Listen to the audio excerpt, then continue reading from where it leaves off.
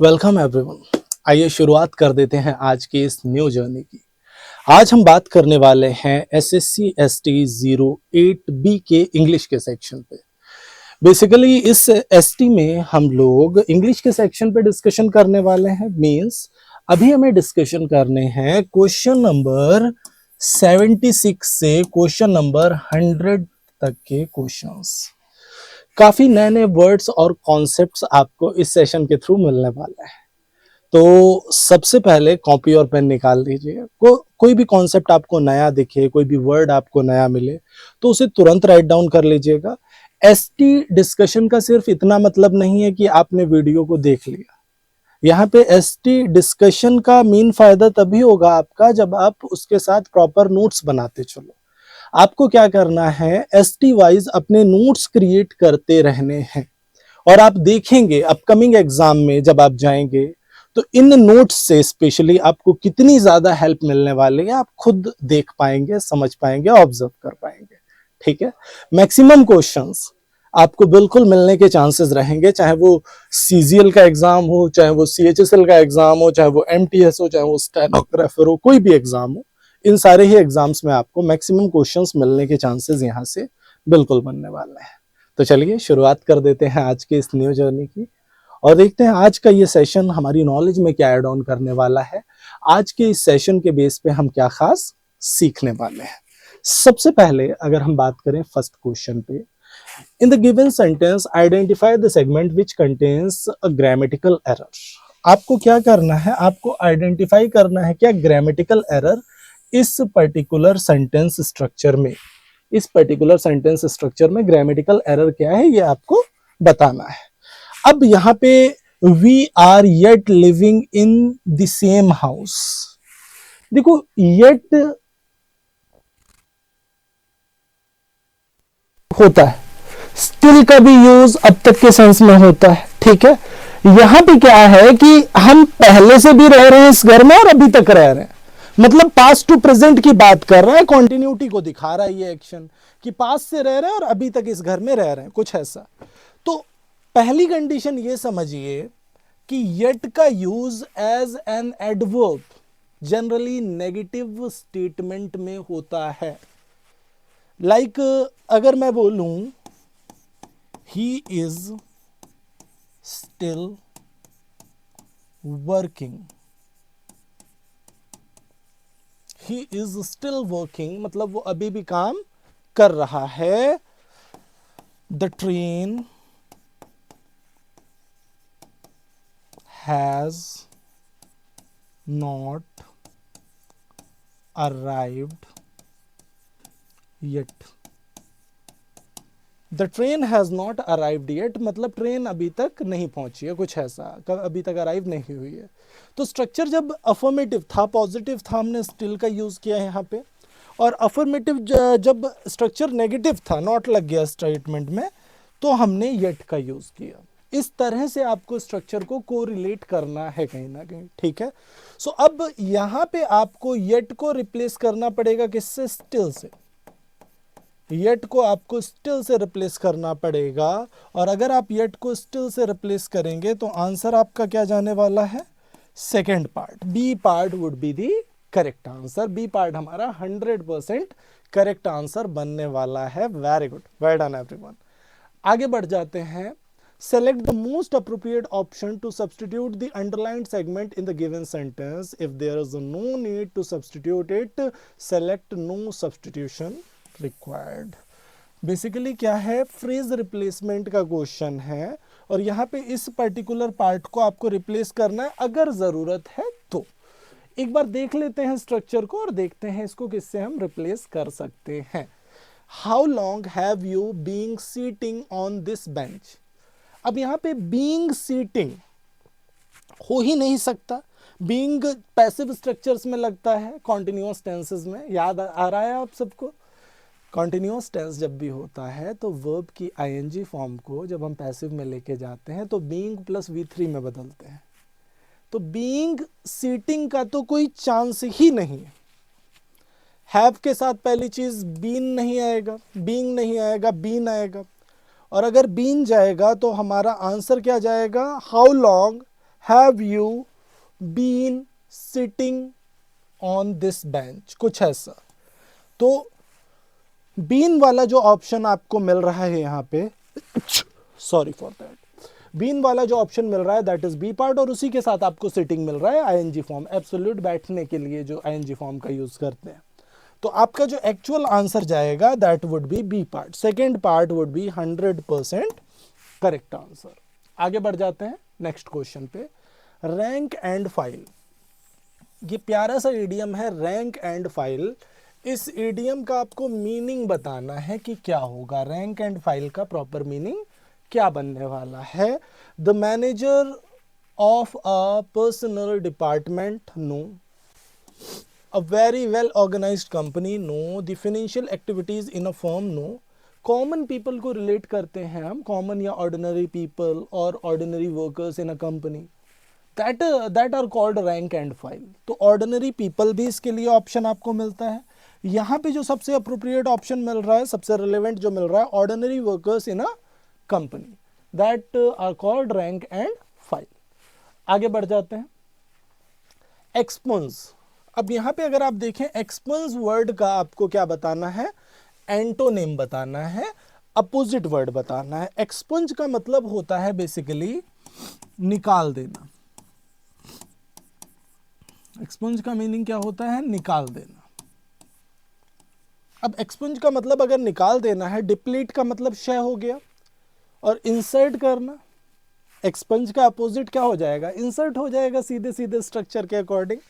Answer आपका 100% B part चला जाएगा। एग्जॉस्ट का मतलब थकना हो गया, इसका कोई चांस नहीं है, रिमूव हटाना हो गया। आंसर आपका बी पार्ट जाने वाला है, सेकंड पार्ट एंटोनिम बनने वाला है आपका एक्सपंज के लिए। आगे बढ़ जाते हैं, नेक्स्ट क्वेश्चन की ओर चलते हैं। Next question, select the incorrectly spelled word. आपको बताना है इसमें से इनकरेक्टली स्पेल्ड वर्ड क्या होगा। प्लम्प है, रिंकल है, मसल है और नैव है। तो अब यहां पे अगर हम देखें प्लम्प, बेसिकली प्लम्प का जो मीनिंग होता है आपका, अगर मैं प्लम्प का रिलेट करूं तो इसका मतलब हो गया गद्दीदार, गद्दीदार, गोल मटोल से रिलेट कर सकते हैं प्लम्प को। अगर हम बात करें रैंकल की, RANCLE, रैंकल, रैंकल, ये स्पेलिंग सही कर लेना, रिंकल नहीं होता, रैंकल होता है, RANCLE, रैंकल। तो एक्चुअल हमारा जो वर्ड जाएगा रैंकल जाएगा, ना कि रिंकल। रैंकल का मतलब होता है गुस्सा दिलाना, गुस्सा दिलाना, रैंकल।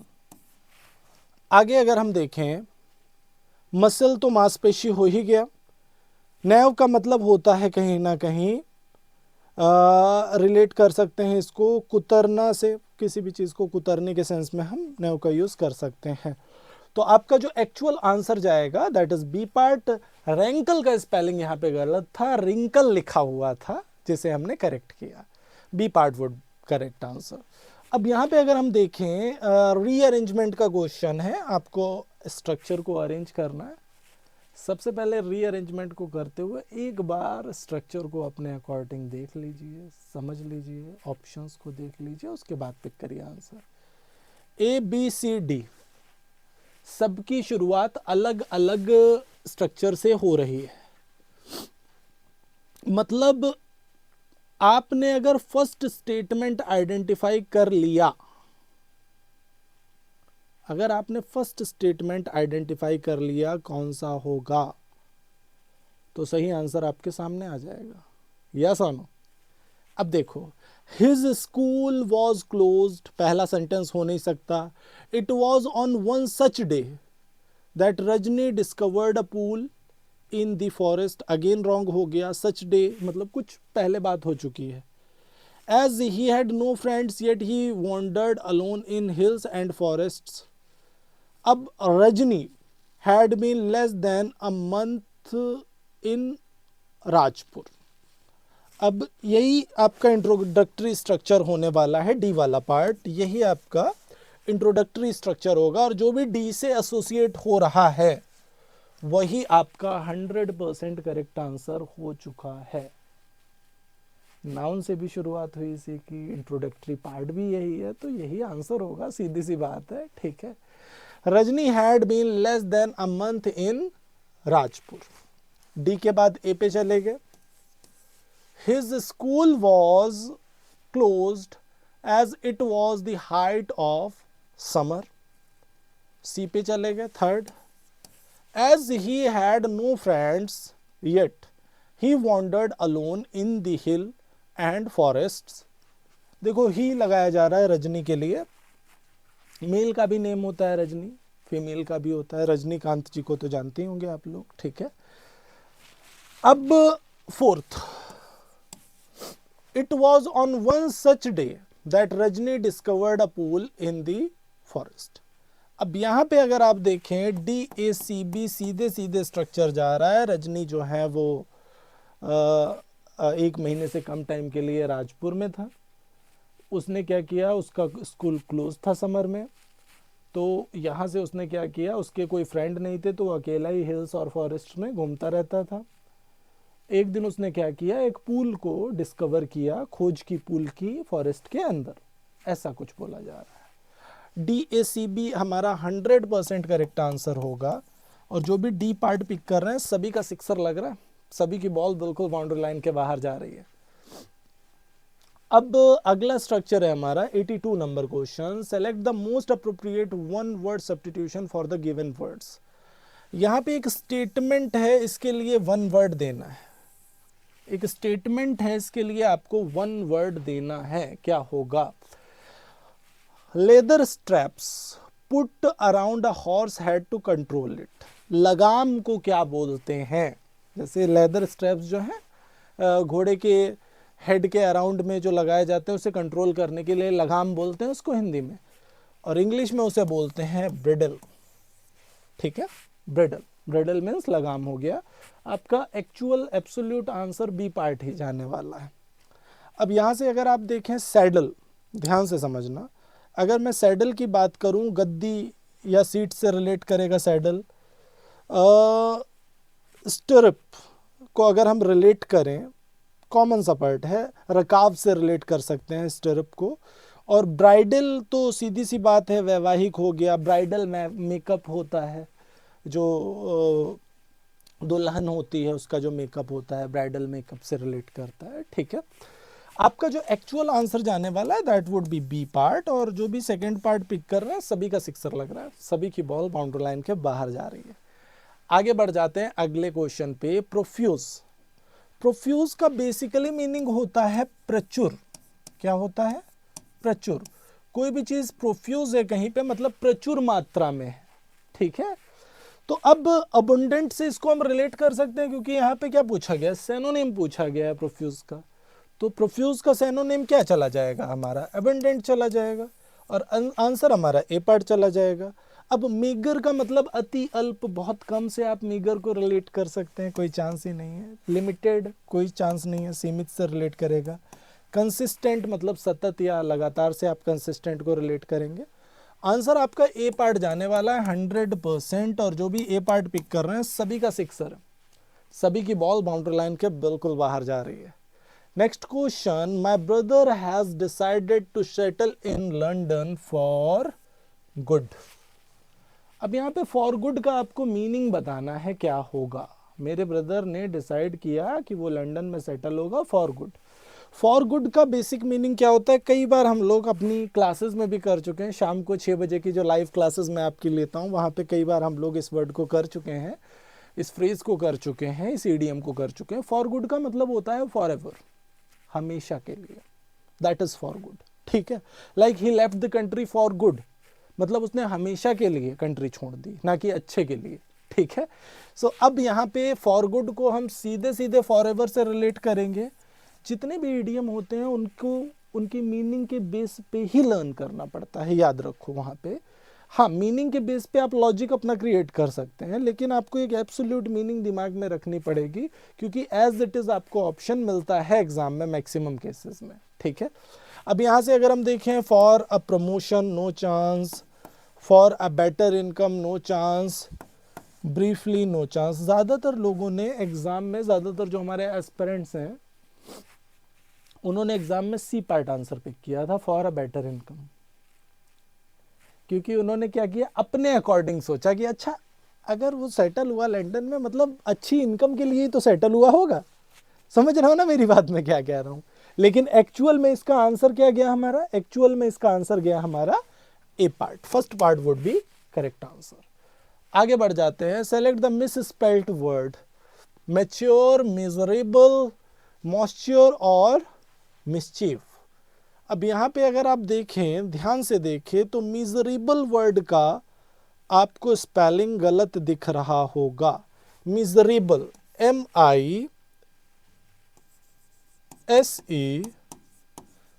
MISERABLE, मिजरेबल, ये जाएगा आपका स्पेलिंग। एक्चुअल आंसर आपका बी पार्ट जाने वाला है, सेकेंड पार्ट आपका करेक्ट आंसर जाएगा। मैच्योर सही है, मॉइस्चर नमी से रिलेट करेगा, सीलन से रिलेट करेगा, सही है। मिसचीफ शरारत हो गया, ये सारी स्पेलिंग सही है। अप्रोप्रिएट जो आंसर जाएगा हमारा, that is B part, miserable, दयनीय से आप इसे रिलेट कर सकते हैं। किसी की कंडीशन मिजरेबल है, मतलब दयनीय है, बहुत ज़्यादा बुरी है, कुछ ऐसे आप रिलेट कर सकते हैं मिजरेबल को। आगे बढ़ जाते हैं। अब यहाँ से अगर आप देखें, जामावर की बात हो रही है। अब यहाँ से अगर आप देखिए, एक पर्टिकुलर क्लोथ, एक टाइप ऑफ क्लोथ है जामावर, जिसकी बात यहाँ पे हो रही है, जो कि कश्मीर में मिलता है, सर्दी को रोकने के काम आता है, काफ़ी ज़्यादा गर्म कपड़ा होता है ये, ठीक है।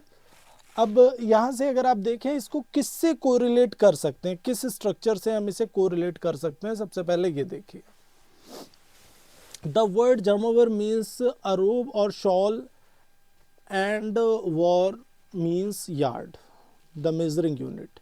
अभी जामावर की मीनिंग बाद में करेंगे, पहले उसके बारे में बेसिक तो जान लें।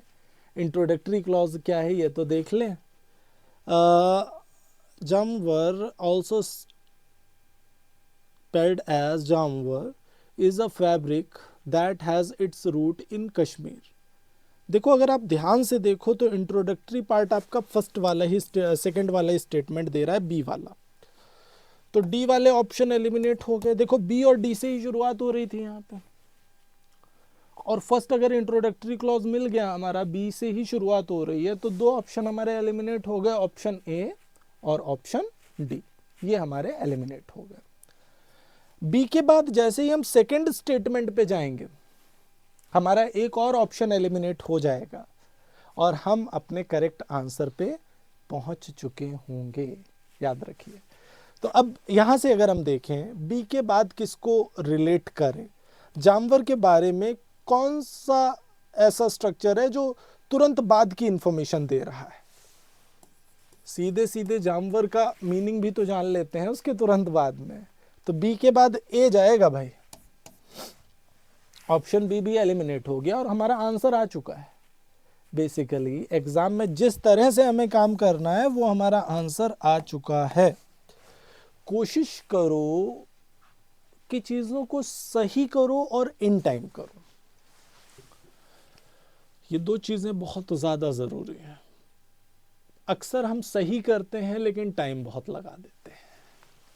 अगर आपने एग्जाम में ज़्यादा टाइम कंज्यूम कर दिया किसी भी एक क्वेश्चन पे, तो ये समझ लीजिए आप अगला क्वेश्चन उसी की वजह से छोड़ने वाले हैं, वो छूटने ही वाला है, ये फैक्ट है। समझ रहे हैं मेरी बात में क्या कह रहा हूँ, कि अगर एक क्वेश्चन आपने छोड़ा, तो एक क्वेश्चन में आपने ज़्यादा टाइम लगाया, तो हो सकता है इजी लेवल के उतनी देर में आप 4-5 क्वेश्चन कर लेते, वो आपके छूट गए, आप टच ही नहीं कर पाए उन क्वेश्चंस को।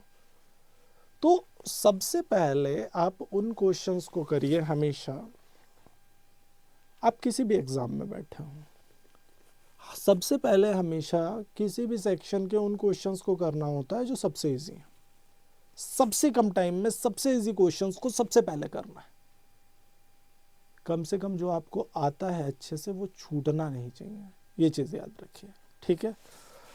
अब the word jamawar means a robe और shawl and war means yard, the measuring unit. B के बाद ए, फिर सी पे चले गए। People in earlier times use to buy a yard of shawl to protect themselves from the chilly winter. तो यहाँ पे अगर आप देखें, पुराने टाइम में क्या है कि यार्ड ऑफ शॉल, शॉल का यार्ड पीपल खरीदते थे, एक पीस ऑफ क्लॉथ खरीदते थे पर्टिकुलर, अपने आप को प्रोटेक्ट करने के लिए फ्रॉम द चिली विंटर, जो सर्द विंटर है उससे अपने आप को बचाने के लिए, प्रोटेक्ट करने के लिए क्या करते थे, क्लोथ्स को खरीदते थे, शॉल खरीदते थे यार्ड के हिसाब से। यार्ड क्या है? मेजरिंग यूनिट है। फोर्थ,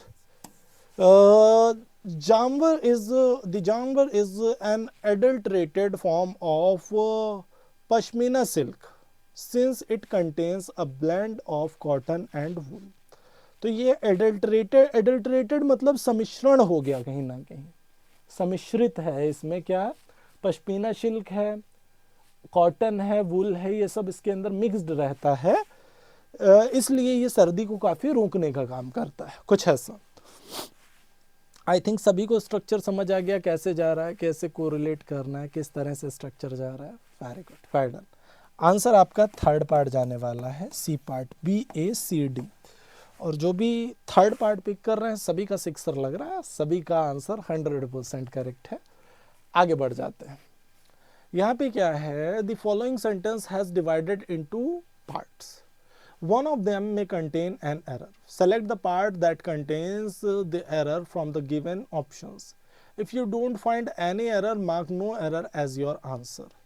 Error detection का question है, and now you need to identify the error in this particular structure. अब यहाँ पे अगर हम देखें, the Prime Minister, देखो ये पार्ट है आपका, इसी को ब्रेक करके नीचे लिखा गया है, इसी को ब्रेक करके नीचे आपके सामने लिखा गया है। The prime minister chair a high level meeting with senior officials to review the covid situation. अब चेयर तो नहीं होगा, ये चेयर की जगह पे क्या यूज करेंगे? चेयर्ड का यूज करेंगे। चेयर की जगह पे चेयर्ड का यूज कर सकते हैं, विल चेयर का यूज कर सकते हैं। देखो चेयर का यूज नाउन की तरह भी वर्क करते हैं और वर्ब की तरह भी करते हैं। चेयर नाउन का मतलब तो कुर्सी हो गया, और यहाँ पे चेयर हाई लेवल मीटिंग मतलब मीटिंग को क्या किया गया? कन्वेन किया गया, ऑर्गेनाइज किया गया, कुछ ऐसे आप रिलेट कर सकते हैं। ठीक है, चेयर्ड का तो आप चेयर्ड लगा दें या विल चेयर लगा दें। हो सकता है ये पास्ट की बात हो रही हो, फ्यूचर को रिलेट किया जा रहा हो यहाँ पे। जनरली तो ये पास्ट की ही बात है इस स्ट्रक्चर में, ठीक है, लेकिन स्ट्रक्चर तो भाई फ्यूचर का भी हो सकता है ना, उसमें भी कोई प्रॉब्लम नहीं है। ठीक है, स्टेटमेंट के अकॉर्डिंग अगर हम देखें तो वैसे वेल अंडरस्टूड है कि पास्ट की बात हो रही है, कोविड सिचुएशन पे मीटिंग कर रहे हैं, जो हाई लेवल मीटिंग कर रहे हैं प्राइम मिनिस्टर, उसकी बात हो रही है। ठीक है, तो चेयर्ड जाने वाला है यहाँ पे एब्सोल्युटली, और चेयर की जगह अगर चेयर्ड आएगा तो ये मिल किस पार्ट में रहा है हमें? ये ऑप्शन डी में मिल रहा है, और यही हमारा 100% करेक्ट आंसर बनने वाला है। Very good, well done. आगे बढ़ जाते हैं। फॉरसेक, फॉरसेक वर्ड का आपको क्या चाहिए? सैनोनिम चाहिए। फॉरसेक वर्ड का आपको क्या चाहिए? सैनोनिम चाहिए। फॉरसेक का सैनोनिम क्या होगा? बेसिकली फॉरसेक का मतलब होता है छोड़ना या त्यागना। फॉरसेक का मतलब क्या हो गया? छोड़ना या त्यागना। डेजर्ट का मतलब भी छोड़ना या त्यागना ही होता है, यही आंसर होगा। क्लेम, होल्ड, हेल्प, ये सब गलत हो जाएगा। आपका जो एक्चुअल आंसर जाने वाला है यहाँ से, that would B A part. First part आपका 100% करेक्ट आंसर बनने वाला है माय डियर एस्पिरेंट्स। आगे बढ़ जाते हैं। Select the option that expresses the given sentence in passive voice. आपको वो ऑप्शन बताना है जो इसका पैसिव बताए। Like the clouds hid the sun, the clouds hid the sun. वैसे हाइड होता है, और हाइड का ही पास्ट फॉर्म हिड लिखा हुआ है यहाँ पे। तो अब इसका पैसिव क्या होगा? पास्ट फॉर्म मतलब पास्ट इंडेफिनिट। भाई हिड लिखा हुआ है, हाइड होता तो ये प्रेजेंट होता, हिड लिखा है तो ये क्या है? पास्ट इंडेफिनिट है, ये क्या है, पास्ट इंडेफिनिट है आपका, और पास्ट इंडेफिनिट है तो इसको हम पैसिव फॉर्म में लेके जाएंगे तो पास्ट का ही स्ट्रक्चर बनेगा। The sun was hidden by the clouds, the sun was hidden by the clouds, कुछ ऐसा जाने वाला है आपका आंसर। आंसर आपका 100% बी पार्ट जाने वाला है, और जो भी बी पार्ट पिक कर रहे हैं सभी का सिक्सर है, सभी की बॉल बिल्कुल बाउंड्री लाइन के बाहर जा रही है। आगे बढ़ जाते हैं, अपहोल्ड, बहुत ही प्यारा वर्ड है अपहोल्ड।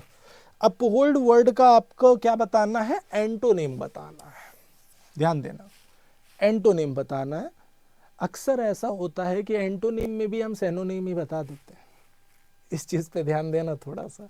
एग्जाम में ऐसी मिस्टेक्स हम अक्सर करते हैं कि एंटोनिम बताना होता है फिर भी हम सेनोनिम ही बताते हैं, ये दिमाग में फिक्स हो रखा है कि सेनोनिम बताना है, और सेनोनिम अक्सर मिल भी जाता है आपको। अपहोल्ड का मतलब बेसिकली समर्थन करना होता है, सपोर्ट करना होता है, और देखो सपोर्ट ऑप्शन में मिल भी रहा है और बहुत से लोग सपोर्ट ही पिक कर देंगे, लेकिन अपोजिट बताना है ना। और अपोजिट क्या होगा, अपोजिट होगा अपोज, क्योंकि अगर मैं बात करूं एंडोर्स का मतलब भी बेसिकली समर्थन करना ही होगा, ठीक है। अब मेंटेन बनाए रखना हो गया, अपोज ही इसका पर्टिकुलरली जस्ट अपोजिट वर्ड जाने वाला है। आगे बढ़ जाते हैं, लार्ज केज बिल्डिंग और इनक्लोजर टू कीप बर्ड्स, एक पक्षीशाला को जहाँ पे बर्ड्स को रखा जाता है, एक केज है, बिल्डिंग है या इनक्लोजर है, ठीक है, जहाँ पे बर्ड्स को रखा जाता है, उसको एक वर्ड में क्या बोलेंगे, अवियरी। अवियरी का मतलब होता है बेसिकली पक्षीशाला, पक्षीशाला, ठीक है, अवियरी से रिलेट करेंगे। अपियरी की अगर हम बात करें तो मधुमक्खी शाला से रिलेट कर सकते हैं अपियरी को। एक्वेरियम की बात करें तो मछली घर, मछली शाला, जो भी मछलियां जिसमें रहती हैं एक्वेरियम में। जू तो चिड़ियाघर हो ही गया। तो आपका जो एक पर्टिकुलर वर्ड जाने वाला है एक लार्ज केज के लिए, बिल्डिंग के लिए, इंक्लोजर के लिए, जहां बर्ड्स रहते हैं, उसको बोलते हैं अवियरी। अवियरी का मतलब क्या हो गया, पक्षीशाला, ठीक है। अवियरी और अपियरी में कंफ्यूज मत होना, ये मधुमक्खी शाला है, ये अवियरी क्या है, पक्षीशाला है, ठीक है। आगे बढ़ जाते हैं, यहाँ पे select the correct indirect form of the given sentence, इस सेंटेंस का करेक्ट इनडायरेक्ट फॉर्म बताना है। Mother said all guests will arrive tonight, mother said all guests will arrive tonight, मतलब आज रात सारे गेस्ट अराइव करेंगे, आएंगे, कुछ ऐसा। अब यहाँ पे सैड का टोल्ड तो तब होता ना जब आगे ऑब्जेक्ट होता, टोल्ड वाला ऑप्शन तो पहले ही एलिमिनेट हो गया। विल को वुड में बदलेंगे तो विल वाले ऑप्शन भी एलिमिनेट होगा, तो भाई एक ही तो ऑप्शन बच रहा है ना, बी वाला। देखो, चाहे वो नरेशन हो, डायरेक्ट एंड इनडायरेक्ट स्पीच, और चाहे वो एक्टिव एंड पैसिव वॉइस हो, आपको हमेशा याद रखना है, इस चीज़ को बहुत अच्छे से दिमाग में रखो, एलिमिनेशन पे फोकस करो। जैसे मैंने क्या किया, यहाँ टोल्ड लिखा था, फर्स्ट एलिमिनेट कर दिया, थर्ड और फोर्थ में विल दिया हुआ था, वो एलिमिनेट हो गए। विल तो वुड में जाएगा क्योंकि सेड लिखा है, रिपोर्टिंग वर्ब पास्ट में है, तो रिपोर्टेड स्पीच भी पास्ट में जाएगी। विल को वुड में, शैल को शुड में, मे को माइट में, कैन को गुड में बदलेंगे ही बदलेंगे, सीधी सी बात है। तो अब एक ही ऑप्शन बचा हमारे पास, दैट इज बी पार्ट। और इस तरह से जब आप करेंगे तो बहुत आसानी से अपने स्पेसिफिक करेक्ट आंसर तक पहुंच पाएंगे। आगे बढ़ जाते हैं, select the word select the most appropriate option to substitute the underlined segment in the given sentence. If there is no need to substitute it, select no substitution required. यहाँ है क्या कि ये पार्ट जो है ना, ये पार्ट, ये स्टेटमेंट है, इसके अंदर ये अंडरलाइंड पार्ट है, इसको आपको सब्स्टिट्यूट करना है, रिप्लेस करना है अगर ज़रूरत है तो। अगर स्ट्रक्चर के अकॉर्डिंग सही है तो कोई प्रॉब्लम नहीं है। Unless someone makes a complain they will not clear the garbage from the street. अब यहाँ पे अनलेस का यूज किया है, अनलेस के साथ नॉट आता नहीं है, विदाउट, डिस्पाइट और एक्सेप्ट की कोई ज़रूरत ही नहीं है। एक्चुअल में ये जो लिखा है वो सही है, unless someone makes a complain, जब तक कोई कंप्लेन नहीं करता है, they will not clear the garbage from the street, तो वो तब तक वो स्ट्रीट से गार्बेज को क्लियर नहीं करें, कुछ ऐसा बात हो रहा है यहाँ पे। एक्चुअल आंसर आपका थर्ड पार्ट जाने वाला है, थर्ड पार्ट आपका 100% करेक्ट आंसर होगा। और जो भी थर्ड पार्ट पिक कर रहे हैं सभी का सिक्सर है, सभी की बॉल बाउंड्री लाइन के बिल्कुल बाहर जा रही है। आगे बढ़ जाते हैं, fill in the blank with the most appropriate word. अब यहाँ पे इस फिल इन द ब्लैंक को आपको फिलर को फिल करना है सबसे अप्रोप्रिएट वर्ड से। The air dash has gone up significantly. अब यहाँ पे एयर फेयर की ही बात हो रही है ना, मतलब हवाई किराए की बात हो रही है यहाँ पे। जो एयर फेयर है मतलब एरोप्लेन से जो जाने का किराया है वो बढ़ गया है काफ़ी हद तक, कुछ ऐसा। अब air charge, air cost, air rent ये सब गलत हो जाएगा। जब एयर फेयर बोलेंगे तभी वो एरोप्लेन के फेयर की बात करना शुरू करेगा, ठीक है। तो बाकी तो वो मीनिंगलेस हो जाएगा स्ट्रक्चर के अकॉर्डिंग, अगर हम देखें कॉन्टेक्स्ट ही गलत हो जाएगा। आंसर हमारा बी पार्ट जाने वाला है, सेकेंड पार्ट हमारा 100% करेक्ट आंसर बनने वाला है। Select the most appropriate word to fill in the blank. In the past month the price of oil has dashed several times. Up in the past month the price of oil has dashed several times. Fluctuate की बात होगी। Fluctuate का मतलब होता है उतार चढ़ाव। Fluctuate का मतलब क्या होता है, उतार चढ़ाव की बात होगी। अब यहाँ पे अगर हम बात करें फॉल्टर, फॉल्टर को अगर हम रिलेट करें तो फॉल्टर मतलब हो गया कमज़ोर पड़ना। फंबल का मतलब फंबलिंग करना, गड़बड़ाना, हड़बड़ाना, कुछ ऐसे फंबल को रिलेट कर सकते हैं। फ्लक्चुएट हमारा बिल्कुल करेक्ट आंसर जाएगा थर्ड पार्ट। और जो भी थर्ड पार्ट पिक कर रहे हैं सभी का सिक्सर है, सभी की बॉल बाउंड्री लाइन के बिल्कुल बाहर जा रही है। आगे बढ़ जाते हैं। Kashmiri carpets have been appreciated since a long time for their intricate work. Intricate का मतलब होता है जटिल, ठीक है। कश्मीरी कारपेट्स की बात हो रही है, उनकी तारीफ की जाती है, उनको प्रशंसा की जाती है लंबे समय से उनके जटिल कार्य के लिए, जो उनके ऊपर कढ़ाई वगैरह की जाती है, उससे ही आप रिलेट कर रहे होंगे यहाँ पे। Their uniqueness dash in their manufacturing. This carpets are dash handmade and are not tufted. You can dash different carpets from a variety of silk or woolen ones. These are dashed in colorful themes. The main art of carpet manufacturing is dash with the knotting. These knots determine the durability and value of the carpet. यहाँ पे अगर आप ध्यान से देखें Kashmiri carpets की बात हो रही है, उनकी तारीफ की जा रही है, काफ़ी टिकाऊ हैं। ड्यूरेबिलिटी मतलब क्या हो गया, टिकाऊ कारपेट्स हैं और वैल्यूएबल हैं कारपेट्स, ठीक है। और किस तरह से वो वैल्यूएबल हैं, किस तरह से यूनिक है, उस पर पूरा डिस्कशन ये चल रहा है हमारा। चलिए फर्स्ट फिलर के लिए आंसर क्या होगा। Kashmiri carpets have been appreciated since a long time for their integrate work. अब इंट्रिकेट वर्क जो है कश्मीरी कारपेट्स का, उसके लिए उनको अप्रिशिएट किया जाता है लंबे टाइम से। Their uniqueness dash in their manufacturing, lies का यूज कर देंगे, सिंपल प्रेजेंट बन जाएगा। Their uniqueness lies in their manufacturing. These carpets are dash handmade and are knotted. Purely से आप रिलेट कर सकते हैं, एब्सोल्युटली गलत हो जाएगा, simply merely. These carpets are purely handmade, ये प्योरली हैंडमेड है, एंड नॉटेड नॉट टफ्ड। अब यहाँ पे इनकी बुनाई की जाती है कहीं ना कहीं, ऐसे आप रिलेट कर सकते हैं इसको, ठीक है, हाथों से बुनाई की जाती है। You can dash different carpets from variety of silk and woolen ones. You can choose, elect तो करोगे नहीं वहाँ पे, इंडिकेट और डिसाइड करने का भी कोई मतलब नहीं है, ठीक है। आगे बढ़ जाते हैं हम लोग। डी ऑप्शन के लिए क्या होगा answer. These are dash in colorful themes. These are defined, devised, described और designed. एक्चुअल में ये डिज़ाइन ही की जाएंगी, ठीक है, डिज़ाइन ही की जाएंगी, डिफाइन करनी है, डिस्क्राइब करने का तो कोई मतलब ही नहीं है ना। ठीक है, सो आपका एक्चुअल आंसर डी पार्ट जाने वाला है, फोर्थ पार्ट आपका बिल्कुल करेक्ट आंसर जाने वाला है। Very good, well done everyone. आगे बढ़ जाते हैं नेक्स्ट क्वेश्चन की ओर।